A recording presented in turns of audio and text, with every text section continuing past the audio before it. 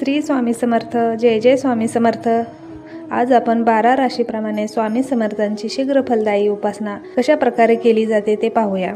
फलज्योतिष शास्त्रात 12 राशी सांगितल्या आहेत. या 12 राशींपैकी कोणती तरी आपली जन्मरास म्हणजे चंद्ररास असते. आपल्या जन्मराशीला अनुकूल अशी श्री स्वामी समर्थांची नेमकी उपासना आपल्याला करता येते व त्याचा चांगला फायदा आपल्याला होईल. आपल्या राशीनुसार स्वामींची शीघ्र फलदायी उपासना कशी करायची आहे याचे सविस्तर मार्गदर्शन या प्रकरणात घेऊया. राशीनुसार स्वामींची उपासना.